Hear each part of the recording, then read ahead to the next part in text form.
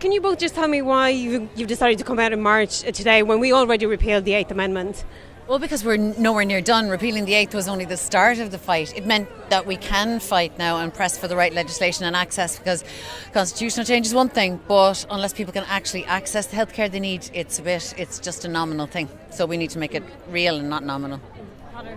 Yeah, absolutely. Access is key. And there will be, in the legislative process, obstacles put to access. And there will be things about access, such as funding actual services, particularly in geographically remote areas, where, the service may be very limited in terms of who you can approach. And the issue of conscientious objection has come up, and really the answer to that is developing proper services and making sure there is choice in areas, particularly in remote areas. And there are lots of ways to resolve that issue. Rather than focusing on the particular views of the individual health worker, it's important to look at the level of health service that's available in that area. And that's, for me as well, a very general argument that we need to be having is how good are our health services in regional areas, including abortion. Rather than leaving abortion out as something that's special and particular, it's like everything else. How good are our services? And we should fight that abortion services are accessed as good as any other service. But if they're bad, then we need to improve all of them. So I think a lot of people today will be wondering, what are we actually going to get now in terms of real access? Well, it's really important to show the government that we're in with big numbers, because we want to make sure the legislation is actually going through as soon as possible. And we want to make sure that the right legislation is going through. Like, we're talking about the 3-day waiting period, which basically means that the whole part of trusting women is not there. Like, we don't trust women to make the correct decision. So we want to make sure that those 72 hours are being stopped. We know that women are making the right decision, and we want the government to acknowledge that as well. Well, our work's not done. We still don't know if any abortion services are going to be free for working class women. We don't know how accessible they're going to be.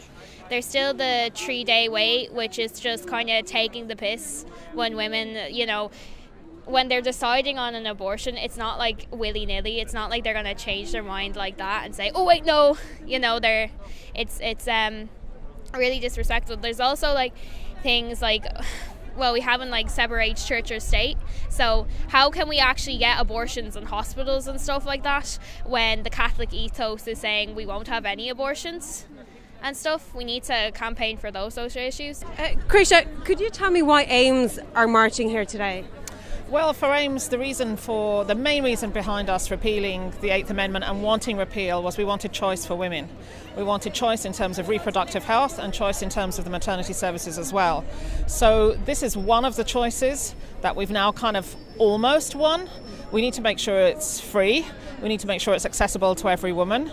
But we also need to make sure that the other choices in maternity care are honoured. We need to make sure that women's voices in terms of giving informed consent is honoured. And we have so many stories from women so far that tell us that that is not happening. So this is kind of one of the things that we're still campaigning for. We're campaigning for a national consent policy that will ensure that every woman is always listened to and her wishes are always adhered to. Kelly, you're here with the Separate Church and State banner. Can you tell me why you're marching today? Basically, that we can't truly have choice until there is a separation of church and state. The situation we have at the moment is that 92% of our schools in Ireland have a Catholic ethos.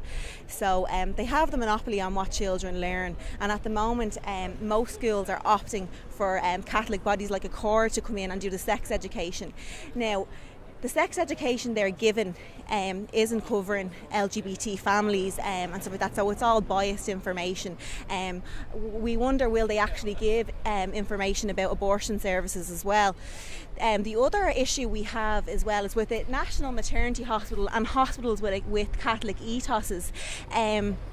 They're also able to say, well, they are saying that they won't be providing abortion services, and we need choice. We need a complete separation of church and state if people are truly ever to have a choice over their own bodies.